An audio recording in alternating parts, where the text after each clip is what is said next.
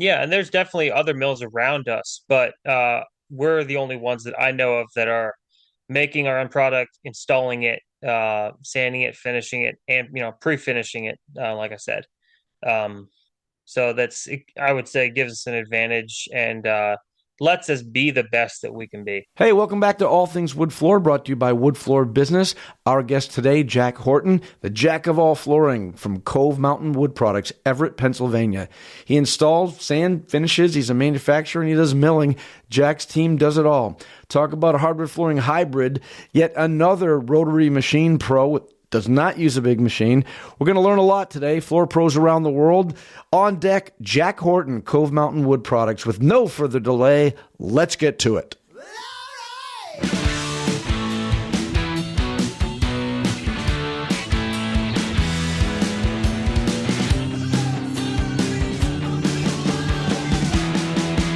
Jack Horton, Cove Mountain Wood Products. Welcome to All Things Wood Floor. Thank you. Everett, Pennsylvania? Did I get that right? Sometimes the towns are different. Everett, Pennsylvania. That's right. Tell me a little bit about your area. Well, Everett actually used to be called Bloody Run long, long time ago. Oh. Pretty small, two red light town, very rural. You could say backwoods. A lot of our work is rural. We work quite a bit in Bedford, Pennsylvania. Beautiful, beautiful town.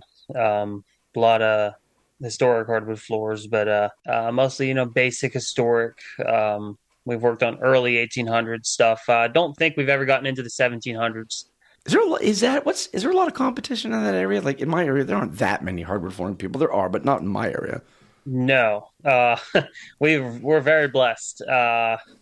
Basically, within an hour of us or more, there is no good competition. Nobody I would even consider competition. Sure. And the remark I always hear is, "Oh my God, I can't believe I found somebody." Yeah. We've been looking and looking, and that's it's been the story ever since we started doing floors around here.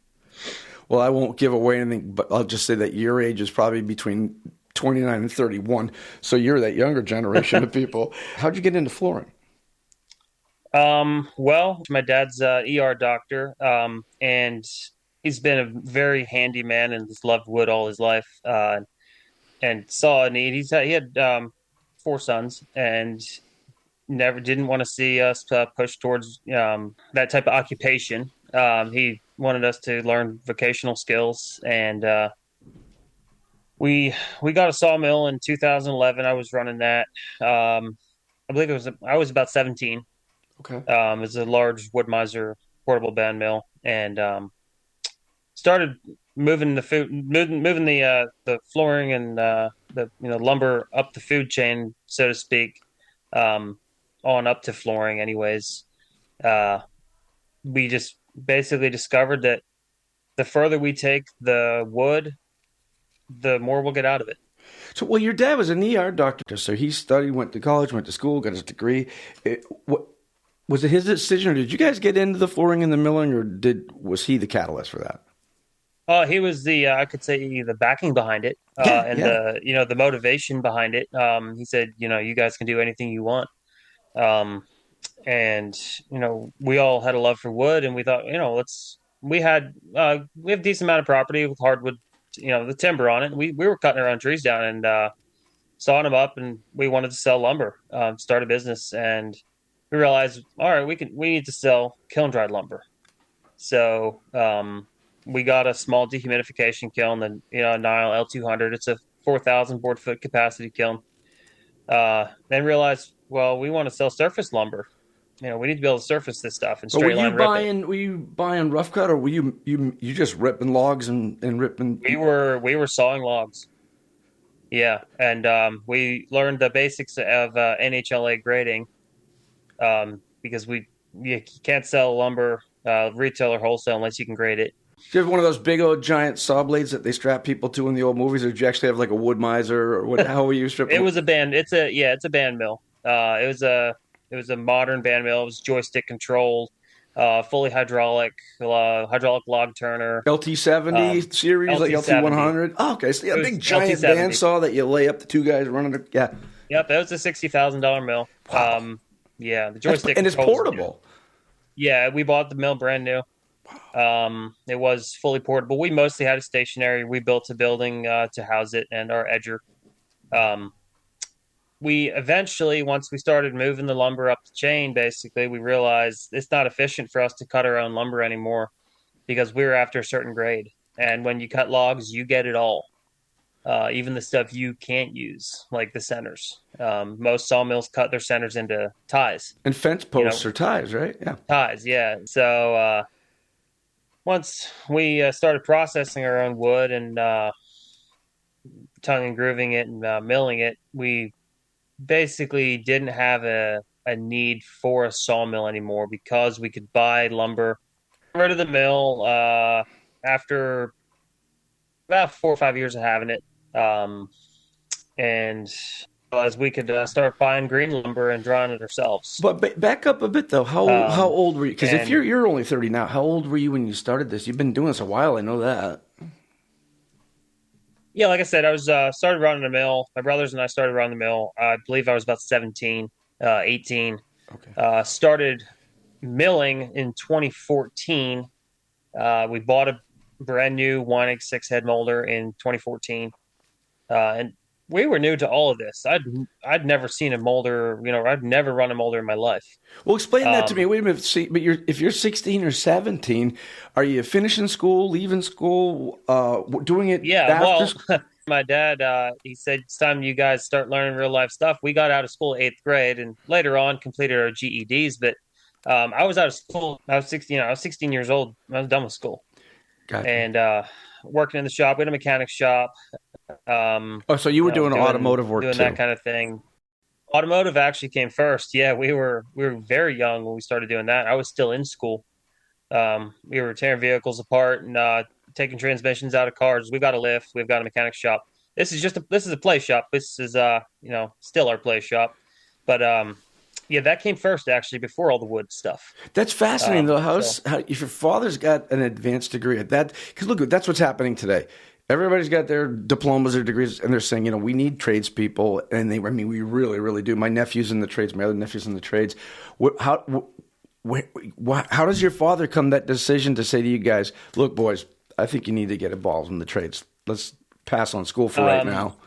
because he's got a good grasp on what it takes to have a good life. Yeah. Realize if you can work with your hands, you'll never be out of work, and you'll always have enjoyment out of your work. Um, it's something you can be proud of, and not that his trade, his profession isn't, because it's very satisfying for him. But he didn't want to see us go down that path. He doesn't know very many happy physicians, and he Right. knows a lot. Yeah. So you got off and got running with that. Did it start automotives and then woodworking because of the machinery? How'd you get started with that? Yes, we had the idea we wanted to get a sawmill. My brother and I that I currently work with, Levi. We're into classic vehicles, still are. Sure. We've each got a couple, and that wasn't making us a living unless we would have went down that path.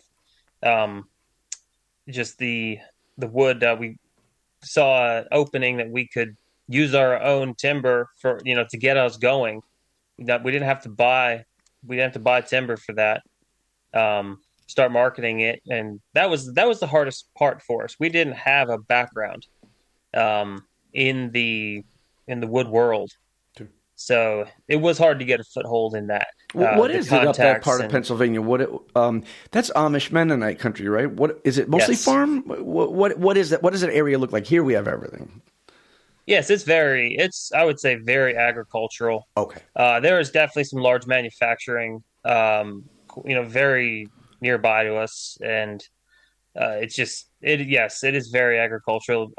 We are a little south of the Amish community, but there are quite a few Mennonites around us. There's probably not that much competition. It's kind of spread out. Yes, and the thing is, a lot of the trades that the Amish and Mennonites are in, and this is not strictly that, but A lot of them aren't going directly into people's homes and doing service work. Now, quite a few are. There, a lot of them are in the construction trades, and but a lot of them are, larger manufacturing, at home businesses, that kind of thing. No, I got it. And is your you have a twin brother? You have family in this, right? I have a twin brother. Yes, he's a pilot. Okay, Yeah, gotcha. he flies for NetJets. Oh, well, that'll keep him busy. Yeah. Does he come home and help you strip the bark off the lumber? And but you don't do the Once wood in a part. while. You're not doing the actual rough milling No, anymore. but Okay. he is very familiar with the the floor trade. Yeah, I could put him on an edger right now, and he'd be perfectly fine. When you're in this process right now, where how do you set up a job? How does it start? Because you don't keep lumber around. You don't have a bunch of flooring around, right? Like a distributor does. We don't keep flooring around. We keep lumber. Like our Okay. inventory right now, between our two shops, we have at least 100,000 board feet. Okay. So that's to give you an idea. That's at like 10 semi truckloads. Okay. So we keep lumber, we keep it blanked up. A pack, we bring a pack in. Now we do rip this. We rip our floor blanks at our Roaring Spring shop. We have a twin movable gang rip saw. So it's got movable blades. You can quickly break down a pack of lumber, and that's where we do the ripping. We store blanks. We haul them here to Everett. We are going to be setting up a gang rip saw here. All we've got right now is a straight line, but we don't have the time to rip lumber. My brother and I are out on the job, so if we have blanks ripped, it helps with the flow a lot. Does it also Um, help you with the grading and the selection as well? Because they're probably pre-grading that for you, so you don't have to they kind of. are, yes, we buy in. Say like for a select floor, we're using one common. For what we call a one common floor, which would be like light rustic, we typically use one common to two common lumber, a little more, tight character in it. Yeah, we do buy our lumber pre-graded. So that when you say you're gang ripping this different ways, is this a large bandsaw for vertical bandsaw for ripping, or is it a No, it's blade just basically like you picture a huge table saw with a lot of blades with a lot stacked of on an Oh, okay, arbor. that type. Okay, I got you. Yes, Okay, yeah. that makes So sense. the board goes through one time. The lasers. It's got lasers that follow the blades. Lasers from above that show you exactly where your blank is gonna, get ripped out on your board. Anybody else in the Um, family involved besides your brothers? Just you two? well, it's the other fellows. It's only currently seven of us total in the company. Okay. But another brother does work with us a day a week, and he's very familiar with the process. I am out of my family, I'm the only one with molder experience. Okay. Um, so the other two fellows at the other shop are very experienced on their molder. We have a second molder at that location. Um, the we strictly run flooring at our shop. We do not do millwork. I have cutters. I've got profile knives. I've got a profile grinder. I can sharpen, grind, template. The molder is capable of any profile, but You can do we're custom millwork and anything. in flooring. Yeah, If you but had a particular flooring that you wanted to match, you could actually make the cutters to match the original flooring. oh yeah, and we have. If I've got a thickness I have to match, if I've got a width I need to match to too thin to, I can get it down to the thousandths, and just I can mill anything I need. So did this all Yes. become about because you had access to a forest, or did somebody say, "Hey, we got a lot of trees. If you boys want to come over and take them," or like, Well, we through my current boss, we were not working with them, years ago when we started. We knew them. We actually went to church with them. That's how the whole connection got started. "Okay, And he got us set up with their salesman, or give us their machinery salesman's contact. Um, and that's how we got. Basically, he guided us through the process of buying big equipment sure." and locating it for us. Setting up a package deal, our duct work, our dust collector, getting a shop set up. We built a brand new 60 by 120 pole building in 2011. 3,000 square feet of it right now is currently mill shop. 4,000 feet of it is storage. It's all on concrete. Did you have to learn? Did you have to learn all the grading? Do you follow certain standards, or do you kind of learn your own grading for what the flooring is you're making? NHLA, National Hardwood Lumber Association, the grading standards. They've got rules, their rule books, and we learned the basics. My brothers, two of my brothers, and my dad actually went to a short course and learned the basic grading process. But once we started making flooring, we knew what we wanted to see in the flooring. So when we were processing our own lumber, we were able to just pick it out by eye. We knew we were using our own stuff. We weren't selling lumber out the door. We were using it ourselves. So uh, we just select it by eye now. If we're buying it in green, that is, if In we green, have to select it, yeah. wood has to get through at a certain content before it can even hit that system, right? Do you have numbers on that, like where the wood needs to be before it can get into the joiner or the end matcher? Yeah, I mean, so like when I say green lumber, we do once in a while buy green lumber from sawmill. Like it was just cut like this week, so it is sopping wet, so it's got to go through our kiln first. That's a But we want it dehumidification kiln. dehumidification, Okay. yes. So we run ours up to 160 to do a bug kill. If we don't have to go up to 160, we don't. The wood gets a little more brittle, Too so much heat. we keep it. Yeah, too much heat. We Okay. try to keep it down around 120 to 130. If we certainly know we have to do a bug kill, then we do. How do you know when it is there? It's not just that all the steam's out of the building. You're pinning it and you're checking it, or you're Yeah, we metering it. pin it. We pin it. We put a pinless meter on it. Okay. We like to see it. We actually go below target, so we like to see our wood go down to about 6% or so, 5 to 6, and then we'll add water back in. We'll put water back into the kiln, gallons and gallons, Yep. and bring that core. The core is, you could say, not the same dryness as the outside. So the outside of the board dries faster than the core of it. So you introduce water into that, into the moisture into the air. It relaxes it. You know how a lot of flooring, it's bowed, it's stressed. You rip a board down the center and it goes two directions. It's very stressed. It's a lot of that's from improper drying. So by adding moisture into the shell of the board, you're taking the stress out of it. You're relaxing that lumber. You're bringing the moisture back up. We like to see it between 7 and 10, typically under 10. Um, but that's where we're setting it through the molder at. When you have that lumber, when is it that you decide, okay, we are going to use this for us, for what you do? Um, we basically everything that comes in, we sell a little bit of retail out the door, but basically the lumber, we don't like to see it sit around a lot. I don't like to see it sit in our warehouse for 2 years. Summertime humidity brings that lumber. Someone says, "Oh, it's kiln dried." Well, if it's sat there for 3 years, it's not kiln dried anymore. Air dried. No way.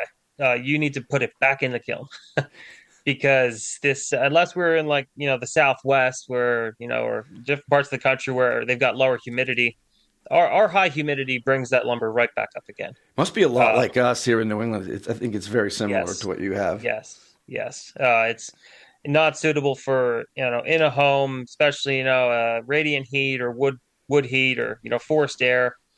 You put wood in there that's 13%, 13, 14%. You install a floor, say beginning of the heating season. I mean, everybody knows this is going to hear this. I mean, they know what's going to happen to it. Um, it's very critical that it stays the same, and I think there's a huge lack of understanding. And then you get phone calls. My floor's gapping up, my floor's expanding, it's cupping. What's going on? So.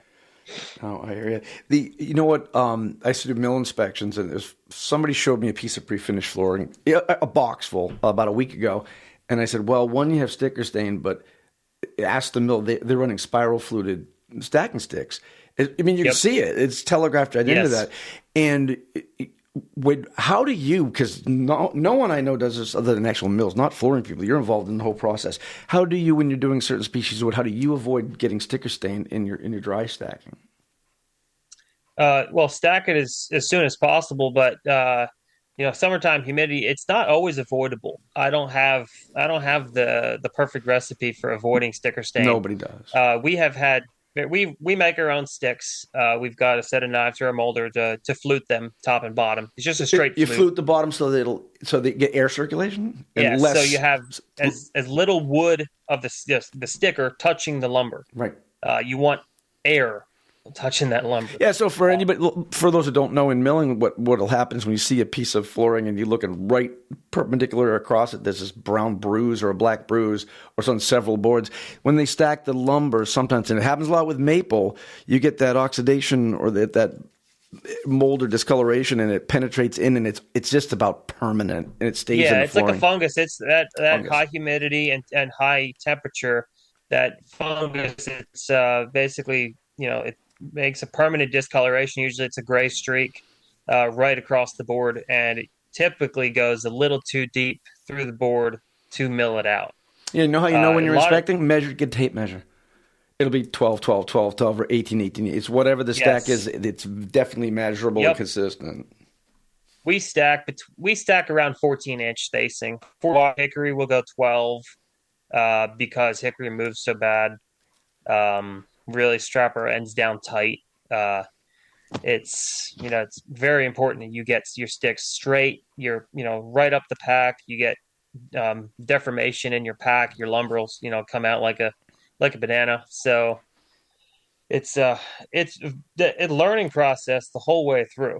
Is it tricky Because or seasonally because of sap content? Is it yes, like what's yes. that about? Is humidity? How does humidity or it being completely dry or somewhere in between affect that? So like the springtime, it's tough because the sap is really flowing. You can actually in the spring you can cut a maple down and there's literal water flowing out the end of the log. I mean it's horrible. So a mill cuts that the wood is just sopping wet. There's no way to get it right off without stacking the sticks between the layers. So a lot of lumber buyers, wholesalers have a cutoff date. So some will have a date for buying pine. They know it stains gray. It gets that gray fungal stain in it. It's different lumbers. Most, of course, all whitewoods. If you have different time periods, it'll do that. You get? Are you buying mill direct or you're buying? Well, like here, okay, you buy from a distributor if you're doing flooring. But I've seen parts of the country, kind of where you are, where you just go to the lumber mill. What they might even be making flooring, but you can buy your raw lumber from them to make your own flooring. Yeah, so we are buying from lumber wholesalers. Wholesalers, okay. Yes, lumber wholesaler, and typically there's a few in Pennsylvania, at least that I know of, and there's probably more that I don't know of. They in recent years have started milling some of their own product, so they'll do molding. So it's kind of the same thing we went after years ago is upselling. So they're like, oh, let's not just sell lumber, let's sell moldings, let's sell flooring. Sure. But the downside is none of them have installed it. Right. It takes an eye, to install casing, door casing, and crown. It helps you the whole way through, and when you go back and mill it, it's just these little things that help you so much when you basically create the product. That's cool. You can go to like a lumber mill that's making flooring and selling it to the rest of the country, and you're making their wood into better flooring, or probably because you can go Yes. slower. Listen, I've seen mills. We've done inspections, and I've asked people, "Hey, can I ask you a question? Why does the Canadian manufacturer, let's say, make this flooring, and you make this?" And they always go, "And why is ours not as nice?" And I go, "Yeah," and they'll go, "We run it 12 times faster." It seems like you have that Yeah. opportunity, right? You can say, well, we can run our machines slower, we can run them faster, Yes. we can produce, right? That can be changed. Yeah. So like this morning we started milling at 5 a.m. We milled about 1,000 square feet of white oak today. And it was already blanked out. It was already ripped out. So tomorrow we're milling probably another 1,000 of white and red oak. Um, so the the blanks and the lumber go through mine and my brother's hands multiple times. He feeds the molder, I take it out. All I'm looking for is defects, and I mark the stuff that he may not catch when he defects it. Right. So he's cutting it up at a chop table and sending it into our end matcher. It's a fully automatic machine. It's got photo eyes and everything. You just feed it flooring. Yeah. and it's putting the end match on, and then I'm taking it off the end and still looking for problems. So when we go to a job to install that floor, we can basically bang it down. Right. I don't have to look for mill defects. I know, I will know exactly what I want in that floor. Go back to the kiln process. How long does kiln drying? Let's just say whatever. I'm sure it's different for oak, maple, ash, beech, whatever. How long does the kiln process take? Typically, on an average load, you could say 4 weeks for a dehumidification kiln. At least that's what we've got. 4 weeks on raw, like wet, over 30% lumber, or So stuff that's been air dried. it's like voodoo to kiln dry green lumber. That's right. You do not want to do that. People do it. Some have good results, and I would say most probably don't. We like to see our lumber air dry at least 6 months before it goes in the kiln. Okay, that So makes we're sense. down to 20%. We like the lower the better. So you get less kiln degrade, less shrinkage, less warpage, less everything, Yeah. and less time spent in the kiln. This episode is brought to you by Odie's Oil. Developed by a wood flooring pro, no finish is more safe, durable, beautifying, and versatile, with lower cost and higher profit margin. Experience the pinnacle of finish with free on-site demos and training. Learn more at odiesoil.com. That's ODIES oil.com. I was going to ask you how long it takes to run the wood, but you must get a customer and they say, we need this much. Is that where it starts? And okay, now we know what the next job is. We need this much wood. Is that the process? We keep ahead. Our stock we keep ahead. So it's not like, oh, this customer wants a floor, I got to get this kiln dried. We already have it kiln dried. Right. A lot of times we already have it ripped into blanks. So like right now at our shop, we've probably got 10 to 15,000 square feet worth ripped into blanks, just waiting. But that stays in the blank until a floor order comes. We do not stock flooring, and I personally don't believe in it. But I know that's not industry standard. But we only, every floor we mill is milled to order. What's popular? Plank? Is that, I'm assuming white oak where you are. That's probably hot. Actually, we sell a lot of hickory. Hickory? Oh, yeah, okay. Yes. Hickory is very popular. Hickory and white oak are, I guess you could say, the number one and number two flooring we sell right now. Red oak, not so much, but we definitely mill red oak.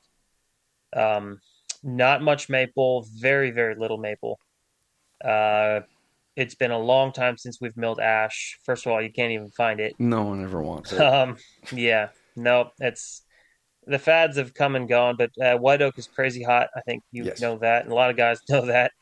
But at least around us at hickory, the durability and the look of it, it's just a lot. It's really hard to beat. How do you you must have to look at the setup so that you don't run into a lot of splitting and checking and things. You mean like down the road, like once it's installed? Yeah, once it shifts a lot, especially the dryer, if they have forced hot air or a pellet stove or a wood stove where the air is going to be typically very dry. It's we really don't have issues with checking because I mean most of our wood is solid, so if it wants to shrink, it'll shrink as a whole, and it's a lot of it I believe is preparing and giving your customer the expectation. Being 100% straightforward with them and telling them exactly what's going to happen. Don't, paint them sunshine and roses and say you're, have a perfect hardwood floor forever. I tell them, I don't want to have a phone call from you saying, in February saying I've got some 16th inch gaps in my floor. Right. This is hickory. It's going to move. And, we don't like to see movement, but we try to educate people on keeping the moisture in their homes proper. Year round the same, and I know everyone agrees with that. So it's building an expectation. You have to educate your customer on what they're getting. It's a natural product, and most people don't understand that, it seems. Yeah, well, no, you're absolutely right. And especially we talked about earlier. If you're in this age where everyone's super educated and have all this information, and now they've got the internet and they have money, they believe everything should be perfect. Yes. The flooring should be, everything should be just absolutely perfect. I've heard milling companies that will say, we guarantee our floor won't move. I'm like, that is the most ridiculous thing you could possibly Yes. do. Yeah, it's a natural product with cells that will take on moisture and let out moisture. It is, you have to understand it. And it's helped us a lot. But yeah, educating the customer on, on what's going to happen with their floor and telling them this is what's going to happen. This is natural. This comes and goes. It's a wood floor. Hmm. We don't like to see movement. We want it to stay beautiful and perfect as long as possible. But it's when you sell a hickory floor, it's a little bit moisture unstable. It's sensitive, just like maple. Oh, absolutely. Well, Have you Maple's going to seen gap every time. yeah, Every have you time. every old maple floor has got huge gaps. And we've seen, when we mill floor, we might get out to the thousands. That's, we want to be right on.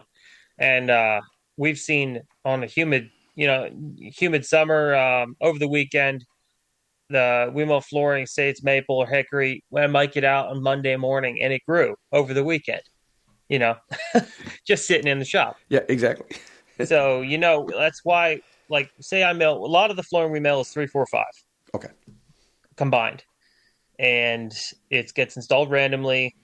We do not mill equal lineal footage of each. Typically, we mill per yield. So if our lumber yields more 4, the floor gets more 4-inch. Right. It gets installed completely randomly, so we don't have to keep to a pattern. It looks beautiful. No one picks up on pattern or not, and we can sell it at the best price if we do it that way. We are getting the best yield out of our lumber. Let me shift gears a bit. I want to ask you a little bit about the business. What was the process here? Did you just learn on the fly, or did you have somebody involved that was an expert at all this, or you just picked it up and ran with it? Well, I guess starting with the molder, no, milling flooring, we had no experience. Right. And I would say at that point, I'd never installed a floor either. Because we bought a brand new molder, it came with 2 weeks of free training, which was very basic. It got us the basics of molder operation. That was it. We started with, I think, stock wine egg tongue and groove floor profile. We have since changed. But no, our basically the company Cove Mountain right now, my boss, we joined forces 5 years ago. He split his business off of his family business to go off and make moldings and do finishing, and we had a shop fully set up for flooring. So he needed a source for flooring. We basically joined forces there. We were already installing floors, and then he also had history of refinishing on the side. So when he started his business, he quit doing that. He started sending his customers to us, which we were already into the refinishing. Well, now we're back, you could say, back together. But no, we did not have experience. The first floor we did was my parents. And I was going to ask you that. What's your first floor? How big was it? It was small. It was like 500 square feet of strip oak. And that was our first experience with water popping. Okay. We had no clue. We were wiping the floor down and get the dust off with damp rags. We thought we invented it. We did it because my mother-in-law jumped out of the shower and ran up the hallway, and we went to stain it, and there were footprints everywhere. We thought, Yeah. What do we know? She got the floor. We'll just wash it. We started doing that, and we had the best stain jobs around. And I met this old timer, and he goes, "Dude, you're water popping." I go, "What is that?" Well, Yeah. it had already been around, so you had to no do that. idea. What was your second job? What'd you get? Everybody always gets some crazy, massive, complicated nightmare. You're basically right on there. Yeah. Our second job was I think it was a 2,000-foot refinish with a staircase, and the lady wanted to go ebony. Oh. And we did not water pop it. No. And, we had power drive, a good sanding process, but we had to learn all that. We had no idea what we were doing. So We stained it once and it came out horrible. You could see all our buffer. We buffed our stain down with our power drive. We didn't have a buffer. Actually, we didn't have a buffer for a couple years. Yeah. And then we had to resand it, redo the whole thing. And yeah, that was throwing us in at the deep end. Well, this And is she loved it so much that she had us redo the upstairs that we just did. Oh, Loved the black. Yeah, so it came out fine at the end of the day, but yeah, that was definitely in at the deep end. It's always something like that. This is a part of the show where there's a disclaimer saying this is going to get really crazy. So ready for this. Do you own a big machine? Do we own a big machine? Just recently. I know that sounds No, we dumb. had talked about this, and I thought that's because listen, a lot of guys are going, wow. They're using less edger, more rotary machine, less of the edger and the big machine, and you kind of got to jump on all of that. I think, which is that's interesting because you can do a hell of a lot with a good rotary machine. Yeah, so for the longest time, and we still do, even today, we still use an Easy 8, and a lot of guys will laugh at that. But we love it. I know it's going to break our backs, but just one of us, we can pick the whole thing up, haul it into a job, and basically strip 90% of the finish off, but kind of leave a guide coat, you could say. We recently did buy a couple Hummels. The boss found them on auction. 3 Hummels for like $800. No way. Wow. Yeah. The parts alone that's really, if you can get a Hummel for $3,500 and it's running, you're in good shape. We're recouping one, but we're not going to use it much. We're not even going to keep it in our job trailer. Just use it per job. It's just as needed. Do you use like steelies and different heads and different pad We thicknesses? do use steel plates, under the power drive. But if we're doing like a hickory floor, I've only refinished a hickory floor maybe a handful of times. Okay. There's not a lot of ancient old hickory floors out there. Oh, to refinish. Okay. To refinish, but to finish, basically, if we're gonna, we rarely site finish. Almost all our hickory goes out pre-finished. Do you get called out to go do, just refinish on existing floors? Oh, that's what we mostly do. with a rotary. Oh yeah. Wow. Okay, that's good. Well, I would think that would be tricky because your area is a lot like ours. Like for instance, here. Everything 200 years ago, they put the maple on the first floor and they probably put pine in the center to save money. Yep. And everything upstairs was fir. And if you know fir, back then all they had to seal it was either shellac or lacquer and wax. Yes. And it's tough enough to cut with anything. 12 grit, 16, 2 grit. So you get 2 rocks going thump, thump, thump, thump, thump. With a rotary machine, tell me how you're getting that off of there. We do not put a rotary machine directly on a floor. Okay. We strip it first. So that makes sense. With our little Easy 8, we'll throw 24 grit on there and make passes. It takes us some more time, but we typically leave a little bit of finish on there as a guide for the rotary. Sure. So we can see what we're doing. We can see that we have all those those passes sanded out. We refinish around 20,000 square feet a year. Okay. Do you sell flooring too? So your flooring you use, do you also sell it to the local GCs or to finish people or flooring people? Do you sell it too? We mostly sell it to yes. Oh, okay. Cool. We mostly sell it to, contractors and homeowners. So we might install 15 to 20% of what we make. Can you sell to a flooring contractor? Largely sold to, I think we only sell to one flooring contractor, Mitchell's Hardwood Floors in Pittsburgh. Okay. Everybody else is just a general contractor. Sure. Most people building houses, doing renovations, that type of thing. And I would say at least 80% of what we sell goes out pre-finished. So if you're selling to a GC, they specking out in-house. If they're specking out an entire home and you're selling the flooring, but you run milling and cutters, so can you sell them like base trims and moldings and shoe and? We sell the entire package. We will sell pre-finished casing, hardwood doors, solid doors, skirts, stair parts, the whole 9 yards. Sills, we make all the sills. Everything is custom. You're a hybrid. I guess so. No, you are. You don't. I mean, we talk to a lot of people. You don't talk to too many people that do this. You know what? I get a lot of that from Canadian places. They install sand, finish, coat, make things, make poly, make stains, do all sorts of craziness. You don't see that a lot here, but you are in a pocket of the country where that would be perfectly reasonable to do. Yeah, and there's definitely other mills around us, but we're the only ones that I know of that are making our own product, installing it, sanding it, finishing it, and pre-finishing it. Like I said, um, so I would say gives us an advantage and lets us be the best that we can be. You know, Do the mills you get it from, do they brag? You know, those guys with that flooring, they got it from us, right? yeah, I would think they get a most little guys. jealous. We have very good feedback, on our products and services. But it's rare for a company. We offer color matching. We're starting to floor tomorrow. We're milling it, red oak floor. Last week we stopped at the house, cut out samples of the current floor, which is an old Bruce big bevel floor. Yeah. They like the color. We're going to keep the color. We're going to color match a brand new floor and go install it in their house. Yep. Pre-finished. Was it wax or was it poly? It was waxed. Yeah, Then we had two. It was like light and it was a dark and rich or light and natural. I used to have cans and cans of that stuff. You'd squirt it on the floor, and we had two choices, and you'd buff it in. The bevels were huge. It's the dark and rich stuff. Dark and rich. Oh yeah, that's yes. fun. So we're tearing that out. Yeah. So then, what does the company look like today? Like tomorrow, what's your day look like? Are you in the field, out of the field, in the shop? Where are you?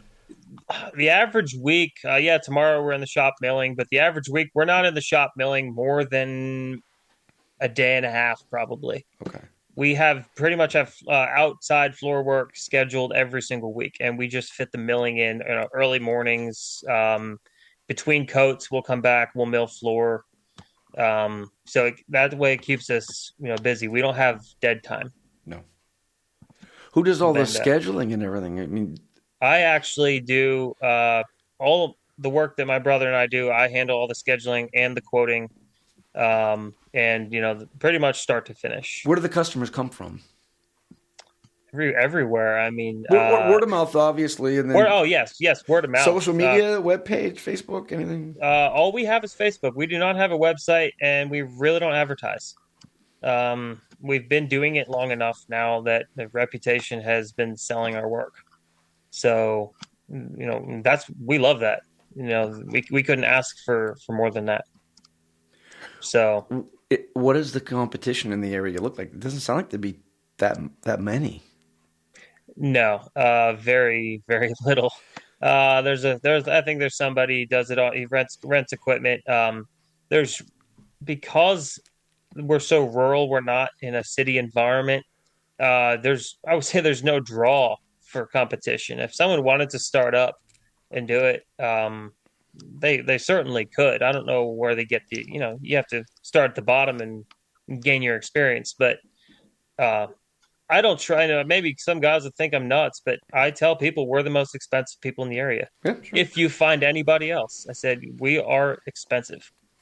I said this is not a cheap service, and people understand it. Most people don't shy away from that, and they appreciate it. Just 2 weeks ago, we had to redo a floor that they hired the painter. The painter that did the house, painted the house, said, "Oh, I do floors too." Well, there was a big mistake. Yeah. So they ended up paying for it twice. I love when people say they do their budget, they get the project, and they go, "Well, we didn't really budget the hardwood flooring." That's like saying I bought a car and I budgeted the tires. We didn't really think about the rest. And I think the crowning jewel in a home is, before you put any furniture or a grand piano, is the hardwood flooring. And that's why it's lasted. No one's bragging about the drywall. Like you're saying, why would you discount anything, especially up where you are? It's not like everybody's got flooring. It's not a dime a dozen, and you're putting in custom milled material. It's got to be beautiful. Yeah, and we are one of our biggest sellers is a carpet store. They love our work so much they give our name out all the time. It's a local carpet store, and everyone comes to them because they're a floor store, and they think, well, they must do everything, and they come to them for refinishing or new hardwood. And a lot of those stores seem to shy away from hardwood. They'll do tile, they'll do LVP, LVT, all that stuff. They seem to shy away from it. It takes a different class of installer. Expertise. Yes, expertise that most off the street guys that they're hiring don't have. So we appreciate that greatly and have a good relationship with them. And like I said, it's reputation, and they see the work and they sell it for us. Do you have suppliers? Like if you needed finish and sandpaper, abrasives, and things, is there a wholesale hardwood flooring supplier for your area that you can go to? The nearest one would be Pittsburgh to us. We order from a company in Ohio, Seville, Ohio. So, Um, Pretty much, we get the best, really, really good service from them. Free shipping on basically all our orders. But yeah, we do not have a very nearby. I can't hop in the truck if I need a jug of finish and go get it. I gotta order it. right. So yeah, we order like $3,000 to $4,000 worth of finish at a time. Um, the water-based stuff that we're laying down in houses. So shifting gears a little bit before we close everything out is just on your experience in the time that you've been in the business, and by the way, it's comparatively not long. It's gonna be, and it goes by quick. You're not getting out of this, just so you know. There'll be no I'll tell my getting out of wife this. Yeah. Is there any particular? You've done this different than most people have. Is there any advice you would give anybody to do things the way that you've done it? Or what that makes your business successful? What is it that makes that work for you? Be a people person. You have to make that customer feel like number one. If you have to spend an extra 20 minutes a job just chatting with them about their cat, or just be a people person. Don't act like you're in a rush. Be one-on-one with them. Make people feel important. That is, for me, that has seemed to really pay off. Just really show an interest in people, and your work will, if you do quality work, it will sell it. It will sell itself. Some people don't have this. I'm not saying I have the skills, but I don't shy away from talking to people and relating to them and being straightforward with them. And it has seemed to work. Well, it seems like, and you can tell, you put your heart into it, and I'm sure that's what's paying it back for you. Because this type of work is when you talk with it, it's very rewarding. Yes, typically, you find that it wouldn't matter what we were doing, we still like what we're doing. Yes, and right. I've said that to my wife, my boss. I said, I've worked with wood. I've essentially worked for myself. I make my own schedule even now. And I love wood. I do wood stuff when I'm not working. My brother and I both, we do, work in the shop. He does, he's done major wood turnings, major, wood projects. It's just, we love it. It's not it's not a 8 to 5 that we have to grind through. It's a passion, and not everyone has that, I guess, and it could be acquired as well. So if it's rewarding, you want to do it day after day. Well, you look at like a giant slab of stone or like Mount Rushmore. Somebody looks at that and they envision a carving out of it, and they make it happen. I see that with every time I see wood of any type, it's just something about it. Like, there's so much that can be. I told you, I was helping somebody with a bunch of wood scraps they were going to throw away, and we were joking about I'm making a guitar out of it, and I made an electric guitar out of it. Yeah, and you know what? I had so much fun, and even more fun that they thought I was joking until I got it done. Really? Oh yeah, and it came out slick. I think I might throw a picture of it in the magazine, but I'm like, you can do anything with wood. I told my brother that I said he's like an artist basically. He can picture stuff and carve it out. I said, make me a cooking spoon that looks like a hand with fingers. He carved it. Right. It's about the size of a 3-year-old's hand. He carved it out of walnut. It's got the tendons. It has the fingernails. It's got the wrinkles around the knuckles. Wow. It's incredible. I mean, it was kind of a joke, but he did it anyway. It's something. It's a passion. Yeah. Is there part of the, like right now what you're doing, you're involved in a lot of stuff. Is there a part of it that's just super easy breezy and part of it that you still find to be really difficult? Whether it's business management or it's time management or it's the actual working itself. Finding time to go to jobs and write up quotes while also doing the jobs and milling floors. And biggest thing I'd say I'd shy away from right now is a lot of people ask us to do stairs, and we're starting a full staircase on Wednesday. In stair install. We order in the parts, custom finish them, install the whole thing. That I would say I'm more comfortable. I would rather lay hardwood floors every day than install stairs. And I'd say there's guys out there that would agree with me probably, and some guys I'm sure stairs are their passion. But it's for me, if we're working at the shop milling floor, that's an easy day for me. Out installing floors and everybody knows what I'm talking about. That's the backbreaker there. I could write down for you right now. I'm not joking. I could write down 1,000 hardwood flooring people. I know 2 stair guys. One I could never afford. The other guy is just so busy. It's people just think that's a thing. No, it's stair guys. There are finished carpenters, but stair guys are stair guys. And I know some guys in flooring that offer that.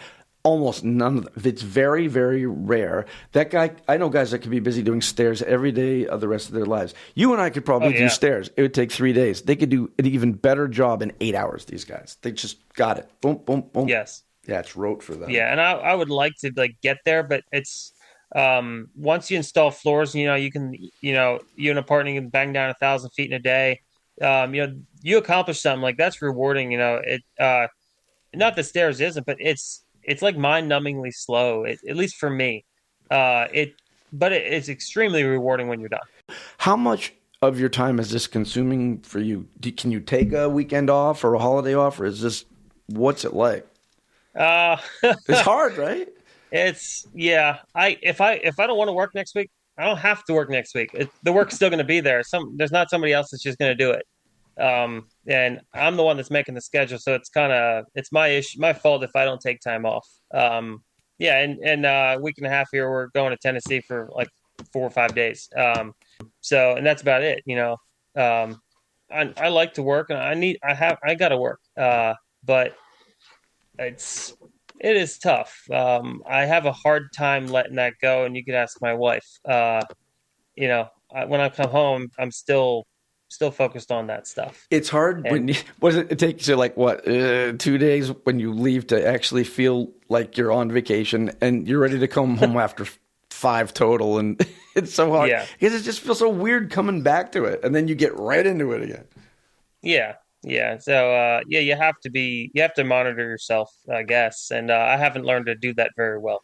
Any other folks in the family up and coming that want to get involved in this?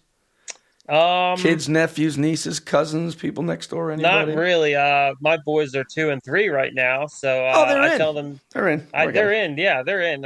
You want a good hardwood floor guy, you just got to have your own. It's hard to find good help. My brother and I we can work all day without talking to each other. We know the exact process. We've worked thousands of hours together, and I would like to have more help. But in a way, I don't, because it would be stressful. Working with somebody that is that seamless, it's not stressful, it's enjoyable. That's interesting. Well, I'm having fun with you. I'm going to give you the quick fire questions. You answer them as quick as you possibly can. Simple answers are best, and then we will wrap this thing up. Are you ready, Jack Horton, for your quick fire questions? Okay. If you weren't in hardwood flooring, what would you be doing? Mechanics. They make the daytime Lifetime movie about you. What actor plays you? Oh, my. I don't know. Oh, my. I'll help you. Luke Wilson. He was in Old School and Legally Blonde. I put your face on Google image, and his face came up. So I helped you out with that one. Like when they give a seminar and they give you the answers because they don't want anybody failing. That's who you would be. Okay. What's your biggest pet peeve in flooring? Biggest pet peeve is people misunderstanding wood. Gotcha. As a whole. If you could only pick one, work in the field or just do the millwork. Can only pick one. For the longevity of my body, do the millwork. Good answer. Yep. In your home, any carpet? No. Good for you. LVT? No way. PVC, aluminum pay, the super letter? We do have some vinyl in our bathroom, but it's a full bath. Good call. So, yep. Final question. This time of year, Steelers or Eagles?